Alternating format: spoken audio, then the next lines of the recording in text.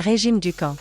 1 sur 10, c'est bidon, comme son nom l'indique, un régime, tu ne vas pas tenir sur le long terme, c'est juste pendant un certain temps. Arrêtez les régimes, s'il vous plaît, pour perdre du poids. Je m'étais renseigné à l'époque sur ce que c'était exactement parce que j'avais beaucoup de clientes qui venaient d'un régime du camp, qui avaient déjà testé ça. C'est pas le truc le plus nul en soi sur le papier, ça peut fonctionner. Vous reprendrez juste tous vos kilos une fois que vous aurez perdu votre poids. Donc nul, ridicule, faites quelque chose de structuré que vous pouvez tenir sur le long terme. Manger comme un roi le matin, comme un prince à midi, comme un pauvre le soir. Bullshit à 100%. C'est nul, ça ne veut rien dire. Tu peux très bien te faire des gros repas le soir, c'est pas grave en fait. Il faut juste que ça soit bien réparti dans ta journée, correctement structuré, et tu perdras du poids. T'as pas besoin de t'affamer le soir pour espérer un jour perdre tes kilos en trop. Donc ridicule, 0 sur 10. Brûleur de graisse.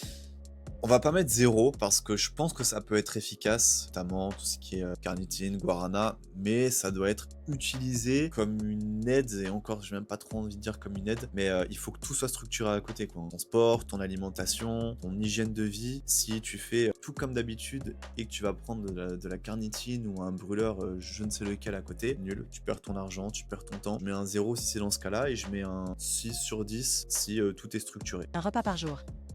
3 sur 10 parce que j'utilise pas du tout le jeûne intermittent pour perdre du poids. Il y a bien mieux à faire pour relancer ton métabolisme, relancer ta perte de poids, ne pas crever la dalle toute la journée. C'est un peu horrible de manger qu'une seule fois par jour. Maintenant, je sais qu'il y a des vertus, des avantages à jeûner, à ne manger qu'une fois par jour, mais pour moi, il y a beaucoup plus d'inconvénients que d'avantages entre séquencer ses repas, manger 3 bons repas plus 1 à 2 collations, que ne manger qu'une fois par jour. À part créer des carences et exploser ton compteur de calories sur un seul repas, je vois pas du tout l'intérêt.